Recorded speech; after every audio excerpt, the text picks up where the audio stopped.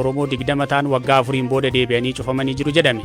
Barattoonni barnoota afaan Oromootiin jalqabanii turan kutaa 4 ga'anii amma barnoonni kutaa 1ffaas ta'ee 4 booda kennamaan jiru. Kanneenii fi oduuwwan biroos qabnaa nu hordofa.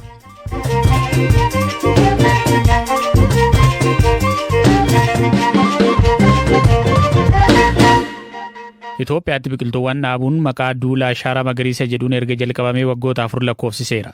Yaada muummee ministeera Abiy Ahmediin waggoota 4 dura eegalame kanaan waggoota 4 kana keessatti biqiltuuwwan biliyoona 20 dhaabuuf karoorfame.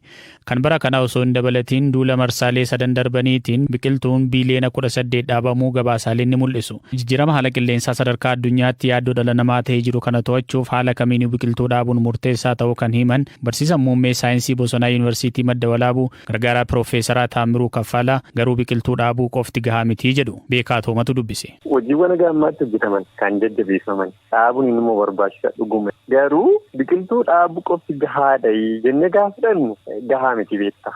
Akkamitti dhaabbachaa jira? Dhuguma kan dhaabbate kun haga jedhame sanaayi. Kan dhaabbame sun immoo kunuunfamaa jira kan jedhu gaafii keenya hundaati jedhee yaada. Sosochiin biqiltuu uummanni akka dhaabu godhamu kun sinima barbaachisa. Garuu maal ta'uu qaba? Of eeggannoo guddaan godhamuu qabu.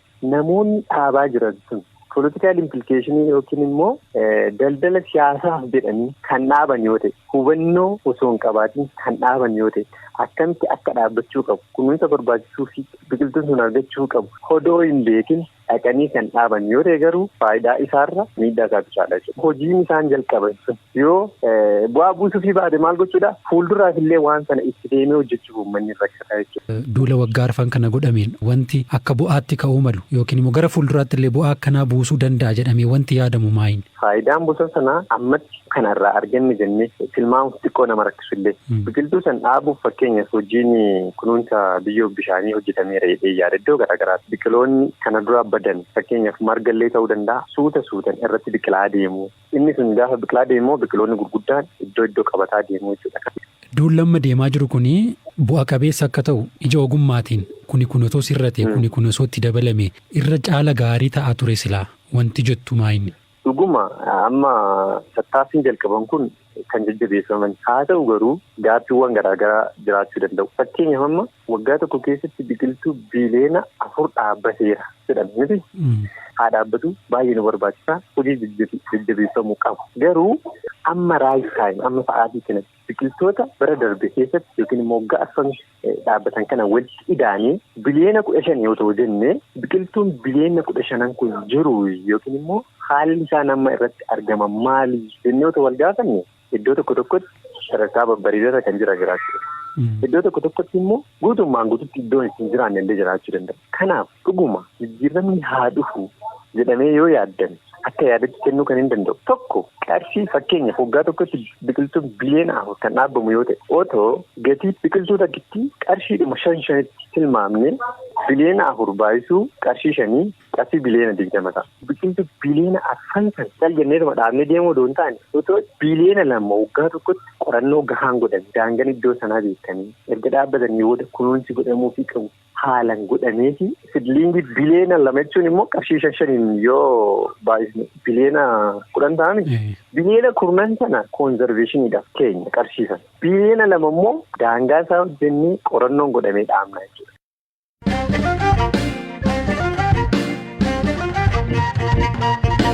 Naannoo Amaaraa godina Shawaa Kaabaatti aanaan aangoo laalaa fi xarraa jedhamu naannoo Oromiyaa aanaa Qimbibiitti wajjin wal daangeessa. Aanaa ollaa kana keessa hawaasni hedduu afaan Oromoo waan dubbataniif yeroo dheeraadhaaf mirga afaan dhalootatiin barachuu gaafachaa turanii bara bulchiinsa obbo Lammaa Magarsaa naannoo Amaaraa keessatti manneen barnoota 20 ta'an akka banamuuf naannoo Amaaraa wajjin walii galamee ture. Har'a garuu manneen barnootaa kun cufamanii hawaasa fi barsiisota biraa komiin ka'aa jira. Manneen barnootaa kun akka cufamaniif sababni maali? Hirphaa Gammachuu waan qixeesse qaba. Maatiin isaa aanaa aangoo laalaa fi xarraa keessa akka jiran kan himanii Obbo Shimallis jalqaba bara 1990moota erga gara naannoo Amaaraa jalatti hammatamanii barnoota kan argatan afaan Amaaraatiin qofa akka ta'e himu. Jiraataa naannichaa biraan maqaan isaanii akka hin eeramne BBC gaafatan akka jedhanitti manneen barnootaa afaan Oromootiin akka banamaniif sababa kan ta'e gaaffii uummataa dhiibbaa uumaa dhufedha jedhu. Yeroo sana naannoo Oromiyaa kan bulchaa turan obbo Lammaa Magarsaa obbo Gadduu wajjiniin dubbachuun aanaa naannoo Amaaraa kana keessatti manneen barnootaa 20 ta'an afaan Oromootiin akka barsiisan ta'ee hojiin jalqabame. Waajjira barnootaa aanaa qimbibiititti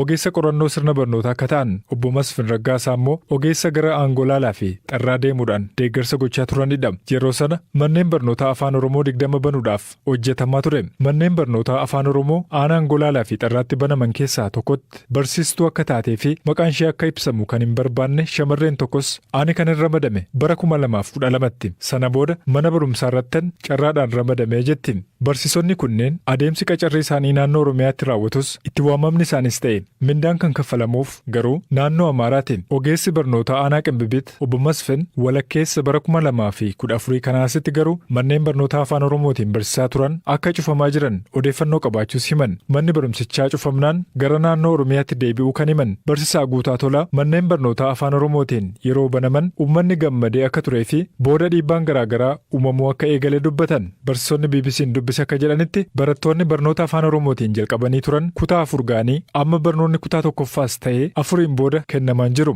Walgayii yeroo nu teessisan dhimma siyaasaaf yeroo duraa sanasitti baname malee amma dhimma keenya mitii nuun jedhan. Manneen barnootaa kunneen keessatti barnoonni afaan Oromootiin barsiifamuu akka dhaabbatuu fi kanneen kutaa 4 ga'anis bara dhufu kutaa 1ffaa seenuun barumsa isaanii Amaariffaan akka baratan murtaa'ee akka jirus ni dubbatu. Itti gaafatamaa itti aanaa waajjira barnootaa aanaa Aangolaalaa fi Xarraa akka turaniif obbo Gallee Kidaanee bilbilaan dubbisnus amma odeeffannoo kennuudhaaf fedhii akka hin qabne himaniiru. Naannoo Amaaraatti bulchaa godina Shawaa Kaabaa kan ta'an obbo Taaddasaa Gabratsaadiq argachuudhaaf irra deddeebiidhaan bilbillus sababii walgayii irra jira jedhuun argachuu hin dandeenye. Gama naannoo Oromiyaatiin ammoo hoogganaa itti aanaa biiroo barnoota Oromiyaa obbo Efreem Tasammaa naannoon Oromiyaa yeroo deeggarsi gaafatamu deeggarsa kennuudhaan alatti dhimma naannoo biraa keessa seenee waan murteessu hin qabu jedhan. Naannoo Amaaraa olaanaa qimbibiit kanatti sababa manneen barnoota afaan Oromoo cufamanii jiraniif barsiisonni achitti barsiisaa turan hojii dhabdummaaf barattoonni kutaa 4 ga'an ammoo kutaa 1ffaatti deebi'anii Amaariffaan tokko jedhanii eegaluutu isaan eeggataa jira.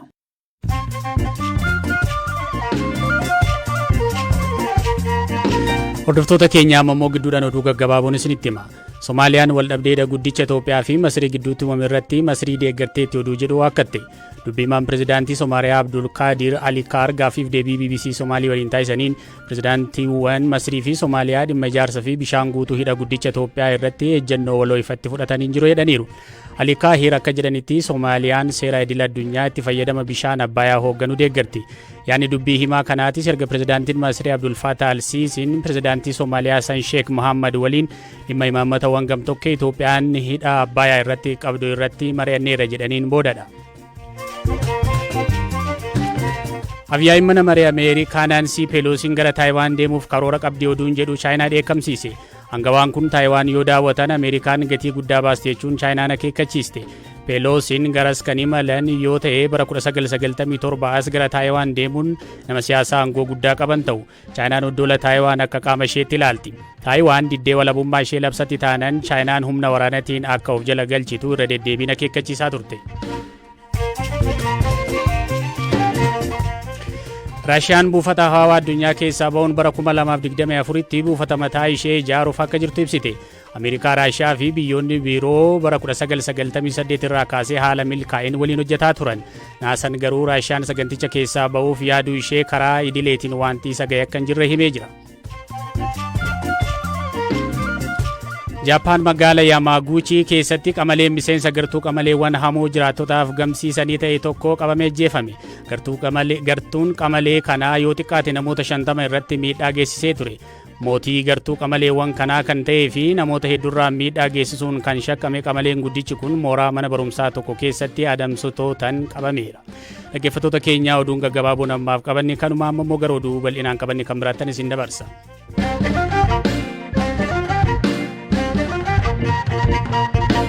Ministeerri dhimma alaa Raashiyaa daawwannaa biyyoota Afrikaatti taasisaa jiraniin kaleessa fi har'aa Itoophiyaatti aangawoota mootummaa fi gamtaa Afrikaa waliin wal arganiiru. Daawwannaa isaanii kana ilaalchisuun ibsa miidiyaaleef kennaniin Laavrov dhimmoota qaala'insa midhaan nyaataa addunyaa raasaa jiruu fi waraana biyyi isaanii Yuukireen waliin itti jirtu kaasaniiru. Imala isaanii michuu barbaachaaf jedhame kanaan rakkoo addunyaan amma keessa jirtu kanaaf biyyoota lixaa himatu.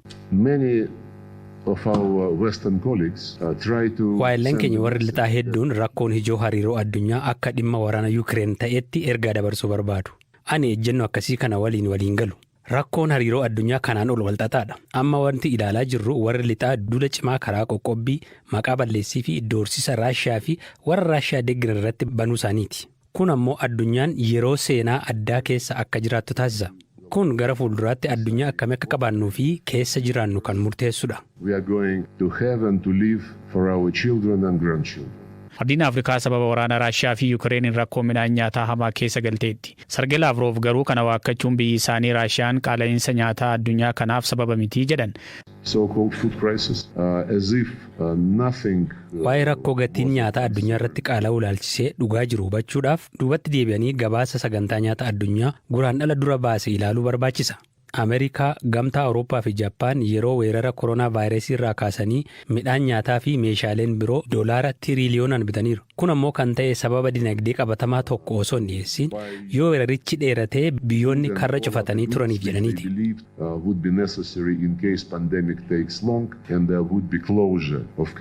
Lavrov qaala'insa midhaan nyaataa amma addunyaa mudataa jiruuf waraanni Yukireen waliin biyyi isaanii gaggeessaa jirtus gahee akka qabu hin haalle. Garuu waraanichaan qabatanii biyyoota dhiyaatu qoqqobbiiwwan Raashiyaa irra kaa'uun daran hammeessan jechuun komatan.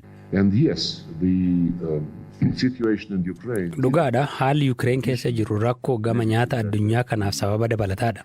Kuni garuu sababa opereeshinii addaa Raashiyaan gaggeessaa jirtuun kan uumame miti.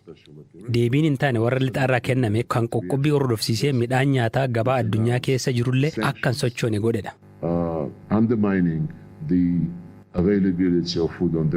Daawwannaa michummaa barbaacha biyyoota Afrikaatti taasisan dhumaatiin Itoophiyaa kan turan Lavrov itti aanaa ministeera muummee fi ministeera dhimma alaa Itoophiyaa Dammaqaa Makonnin waliin wal arganii dhimmoota garaagaraa irratti fedhii waloodha kan jedhan irratti mari'ataniiru. Obbo Dammaqaan marii Lavrov waliin taasisaniin booda ibsa kennaniin biyyoonni lamaan hariiroo diinagdee, daldala, saayinsii fi teekinooloojii cimsachuu itti fufuu jedhan.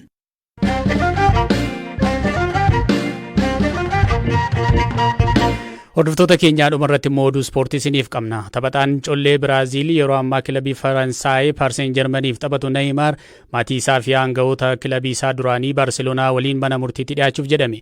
Taphataan kun kanaan duras dubartiin tokko dirqamaan na gudeedera jettee isa himachuun mana murtiitti deddeebi'aa ture. Kan ammoo maaliin shakkamee himatame ammayyuu taana isinitti hima. Taphataan kubbaa miilaa beekamaa lammii Biraaziil Neymar Junior mana murtiitti dhiyaachuu fi wanni itti shakkame immoo yeroo kilaba isaa Baarseloonaa irraa gara Paaris Saint-Germain jijjiiretti wanni raawwatee jira himannaa jedhudha. Yeroo ammaa kana kilaba Faransaay guddicha Paaris Saint-Germainiif taphataa kan jiru Neymar dhimma mana murtii waggootaaf ture kanaan himannaa malaamaltummaas irratti banameera. Dhimmi Neymar kan ilaalamu onkololeessa dhufu keessa torban lamaaf yoo ta'u dorgommiin kubbaa miilaa waancaa addunyaa Kwaatar keessatti gaggeeffamuu osoo hin jalqabin duradha. Neymaariin alattis namoonni bebbeekamoo biroo mana murtiitti akka dhiyaatan ni eegama. Pirezidaantoonni duraanii kilaba Baarseloonaa lama Joosef Maariyaa Baartoomiyoo fi Saadiyoo Roosel akkasumas maatiin Neymar haaluma wal fakkaatuun himannaan irratti banamee mana murtiitti akka dhiyaatan sabaa himaaleen Ispeen gabaasaa jiru. Namoonni himannaan irratti baname martinuu himannicha waakkataniiru. Dhaabbanni himata kana bane waggootaan dura yeroo Neymar kilaba Biraaziil Saantoos jedhamurraa gara Baarseloonaatti jijjiirametti maallaqni jijjiirraa harka 100 keessaa 40 naaf malaa jedheera. Gatiittiin Neymar jijjiirame osoo hin ibsamin hafuu isaatiin maallaqa jijjiirraa isaa kanarraa argachuun isaaf malu gadi fudhachuusaa eeree jira. Maallaqni itti Neymar jijjiirame baay'ee guddaadha jedhamee Atakaaroo uumeera jedhama. Hordoftoota keenyaa sagantaan irraaf qabanne kan ammaa hordoftanidha. Odeeffannoo dabalataaf immoo fuula feesbuukii fi marsariitii BBC Afaan Oromoo daawwachuu dandeessu. Sagantaa irraa qopheessuun Biraanuu Gammachuu dhiyeessuunanii kaafii tasaa ogummaa teeknikaatiin immoo Deevis Masaaruus waliin turre boru saatii wal fakkaatatti walitti deebina. Nagaa Waaqaa keessa bula.